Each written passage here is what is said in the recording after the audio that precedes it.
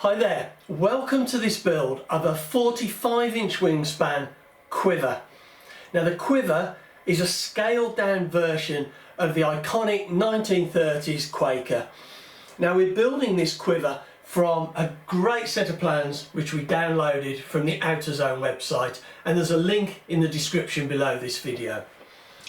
Now in the last video we got the whole plane mocked up to see where the CG was, the natural CG without any of the radio equipment in, where that was falling, to inform us as to where to put the radio equipment. So the battery, the switch, the servos and the receiver. And essentially from that exercise we determined that this plane is quite nose heavy, probably because of the additional weight of the slightly larger engine. But also it's got quite a long nose on it compared to a lot of vintage models.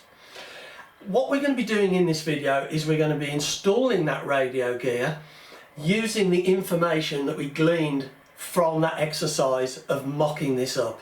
And essentially it's told us that we need to get the weight way back as far as we can really. So we're going to be installing the radio, battery and switch right at the back of the cabin here, because essentially it needs to be somewhere we can get access. We can't put them in the fuselage because we'd never get to them unless we put a hatch. So we're going to be making a platform for the battery to sit on, probably on the floor of the fuselage, and then there's a little mount for the switch. The actual receiver, which is quite light, we can velcro to the firewall that's in there. I think that will probably work fine because it's very light.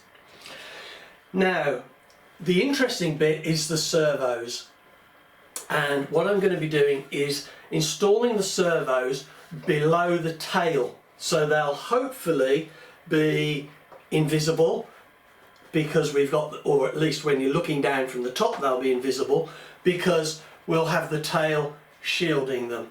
So we're just going to be installing them in the back of the fuselage under here, and there's quite an advantage to doing that. I mean, in this scenario it's an advantage because we're getting the weight back, and if we didn't do that we'd have to add lead to the tail to make this thing balanced, because we want to reach the sweet spot CG as specified on the plans if we're going to get this to fly nicely.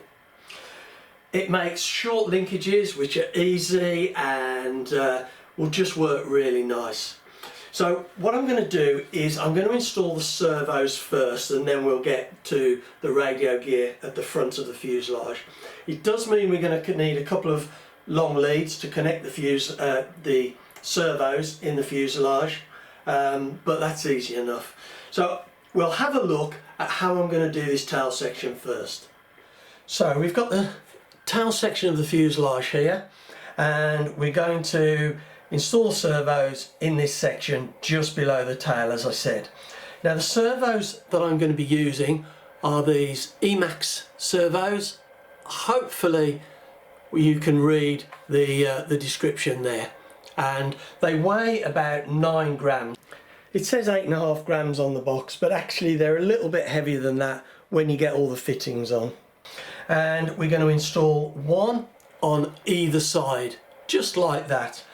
But we have a slight issue in the fact that if you put them back to back, they are wider than the fuselage, so we can't do that. So we're going to need to stagger them. And I think the first thing we're going to do is remove these two sections of stringer, or these two pieces of stringer, up to that vertical piece there, and I'm going to do that on both sides, and then essentially I'm going to build a plate to hold these servos in position and avoiding the one on the other side. And I've cut a couple of small pieces of beech, and I'm going to secure them into the beech, and then the beech will be held somehow in a piece of balsa. It'll be nice if the servos were sunk in a little bit so they weren't sticking out really proud, and also if they were square, sort of square on like that to the tailplane rather than being angled like the fuselage, just so we get a better linkage. So what I'm going to do now is I'm going to cut this out, I'm going to make up some mounts to go in there, and then we'll come back and have a look. Right, well, I've been working on this for a while now, and I've come up with a solution which I think is going to work nicely. I've removed the stringers, both sides. I've put in a piece of cross grain here. It's not glued in yet, it's just pushed in. And I've done a cross piece there on the bottom from side to side, and I'm going to do another piece at the top. The servos, which are mounted on these beach blocks, they're actually screwed in with those kind of integral servo screws that have the integral washer around the top, but I've filed that washer off so the head's small enough to screw them in. I just like having hex heads rather than cross screws. So what I'm going to do is I'm going to mount a servo on top of each other like that, and one is going to point out to the right and one to the left of the fuselage. And this one, for example, is going to go like that, and I'm going to mount it centrally in the fuselage, and then this one will come in from the other side and will go on top of this one here. Now they don't fit in exactly at the moment because I need to just take a little bit of balsa out there and just take a little bit of the beach off. What I want to do is I want to get this servo in first. Actually that bit of balsa, the cross piece has just fallen out. But I want to get that one mounted first, centrally within the fuselage, and then we can trim the beach and the balsa to make sure the other one fits. By having them centrally in the fuselage, they'll be set down, and so we can make this up around here so that basically you've only got the turret of the servo sticking out, and that should be a nice workable solution. And having them centrally in the centre of the fuselage like that will give us a nice straight and square line to the control surface, rather than having, particularly the elevator anyway, rather than having them at an angle like that. So I'm going to get on and get this bottom one fitted, and then we'll get the top one fitted and we'll have a look and see what it's looking like before we start making this up, building this up to try and restore the shape of the fuselage. Right, I've now got the two servos mounted in the back of the fuselage. You can see the beach blocks and a little bit of balsa to strengthen it, and there's a little bit of balsa on the inside, cross pieces that give a bit of strength. So that will work really well. We've got the arm on this one pointing up and the arm on this one pointing down, just to get the right clearance from the tailplane. And to be honest, I don't think it matters really which one operates the elevator, which one operates the rudder. They'll both work fine. I mean, the lineup is perhaps not perfect. If you had a patterns plane, you might want to try and do it slightly differently, but at the end of the day, it's a radio assist vintage model, and this will work absolutely fine. So I'm really pleased with how it's looking. What we now need to do is to build this back up a little bit. So we can put the stringer over the top of this servo here, and I might build a little bit of a framework around here so that it just looks a little bit less obvious, and we can cover this area and probably just leave this bit open, although I may try and make it so I can put a little bit of a plate around here. I'll have a play about with it, and then we'll come back and see what the solution is. Right, I've really been cracking on with this now, and I'm really pleased with how it's gone. I've got the servos in, one either side, with a bit of timber here, which just brings back the profile of the fuselage. I know it's under the tail, but it'll just keep the continuity. It needs a little bit of a sanding, and we've got the horn sticking up here, which will link through to either the elevator or the rudder. If I just take that arm off, what I would do is I will cover this, so just as if I'm covering the fuselage without the servo, and then I will cut it out and fold it in and heat seal it around the inside of this opening. So at the end of it, you'll just see the whole servo like that. I don't think I'll try and cover the back of it. I could do, but we'll see. If it wasn't under the under the tailplane, then I would definitely be doing that. But I don't really see the point in going to all that effort. We've got this one here, and exactly the same. We can have the arms sticking down. The one with the arms sticking down will probably be better coming to the rudder, and the other one on this side with the arms sticking up may be better for the elevator. I'll see how those link in. I'm not going to do the connections now and get the control surfaces working. I'll do that on the final setup, but we've got the servos in and the linkage ready for that connection, so that'll be fine. Now I've got the cables running down the fuselage. I've got a couple of cable extensions. These are a little bit heavy, and I'm going to order some lighter weight cables. It'll save me, I don't know, 4 or 5 grams, something like that, but it all adds up at the end. Now, as far as the electronics, we've got the switch, which I'm going to be putting in the fuselage, and that is just going to stick up like, there we go, like that, and I'm going to have a piece of wire coming through to a little knob or a little lever here, so we can push and pull to switch it on and off, just like I've done on my other vintage models. It keeps the switch inside. There's going to be a lot of oil flowing down the fuselage, so it'll just protect it. And I've mounted it on this bit of 1mm ply, and I'm just going to glue it on the cross member, and the switch is pointing back into the fuselage. It's all designed to keep that weight back. But the bit of plywood that I've got, it's very small. It's not going to add a great deal of overall weight. And the same with the fittings here. I've added very little timber really. I think less timber than if I had put a conventional kind of servo tray in to the cabin here. So again, keeping the weight down. Now, as far as the receiver and the battery is concerned, I've cut a piece of foam and I've put a hole in it, and I've buried the battery in there, and I've just thread the wire out through a slit in the top. Now this, if I just get these cables out of the way, this will just slot down into the fuselage like that, and it's I was going to say it's a tight fit. It's a snug fit, let's say.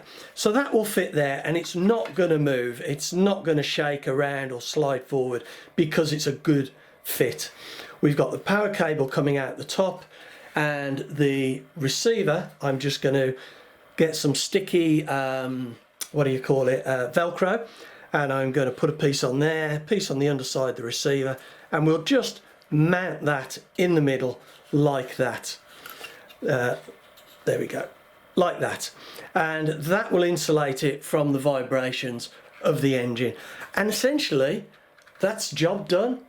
Now, of course, we don't know where the balance is going to fall because we put the servos down the end and a little bit of extra weight, so it might be that we need to just slide this forward a little bit to get the balance, and again we might need to slide it right up here. I doubt whether we'll need to come forward that far, but if we do, it's an option, and we can put the receiver here as well. I don't think there's going to be a need to put it as far forward as here based upon when we mocked it up. So I think this is quite a nice solution. This foam is very light. It weighs about 5 grams, and I think the alternative would be to build something to hold the battery to stop it sliding around, and we'd use more than that in balsa. More than 5 grams of balsa, I'm sure. What I am going to do is just do probably two cross pieces, a little bit narrower than this, probably one about there and another about here, just to provide a little bit of support to that so it's not pressing down against the tissue. And then to finish off, all I need to do is I need to put a cross piece in the fuselage like that, and that's to support this piece of spruce that holds the wings on, and I'm going to put in some little triangular gussets. I'll probably put them in here, here, and at the back here and here. So I'll get that done, those bits in, the gussets. We'll get this, and we'll get the switch glued on. Well, I've now got the radio equipment installed and I'm really pleased with the way it went in.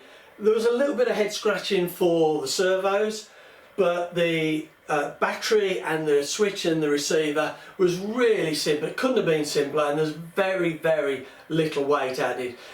And having got that installed, I was then happy to do the strengthening works around the cockpit, because that strengthening works, the gussets, the extra struts, is only going to limit access, which is something we don't want when we're installing the radio.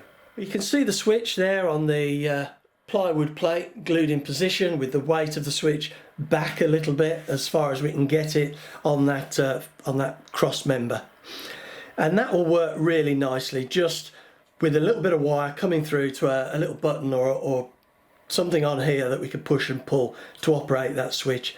Very small hole we'll put in the side just in this strengthening around the window, and that will prevent the ingress of oil onto that switch. We've got the foam nice and secure with our battery inside. We've got the weight back, which is hopefully where it needs to be for the CG, but we can move it forward as we said earlier. I put a couple of 3/16 pieces of balsa on the underside just to support that foam, and this will slide forward the foam if necessary.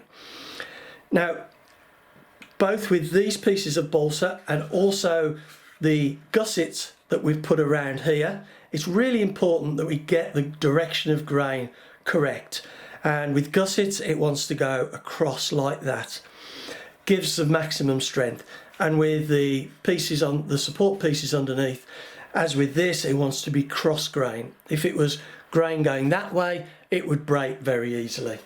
So we've got all these gussets which are going to just hopefully give a lot more strength, twisting strength to the cabin area. You know, if it comes down, catches the wing or the front here, hopefully we won't twist the fuselage and break it. I don't know whether I showed, I've got these little gussets in the front, and again the grain going that way. The receiver, I haven't put that in, but that will just velcro onto the foam nice and simply, and protecting it from the vibration, as I said earlier. We've got a dowel of spruce which we've rounded the end here where the bands are going to go, and that is just going to fit like that eventually, and it's supported at the back here, and the bands will come over the wing to this central point. So this is going to need to stick out of the windscreen. We won't fit this finally until we've got the windscreen in place. I think that will be a better way of doing this. Well, I'm now going to draw this video to a close, and I hope you found it interesting, the solutions that we've come up with the servos in the tail, and also just the block of foam for the battery and the radio. Trying to make it simple and yet light and practical from a weight point of view, so that we can meet this sweet spot, this CG, as specified on the plans. So I hope you'll come back and join me in the next video, where I think what we're going to be doing is the dashboard and the windscreen on the front, which will essentially be the last jobs we need to do before we start covering this, I think.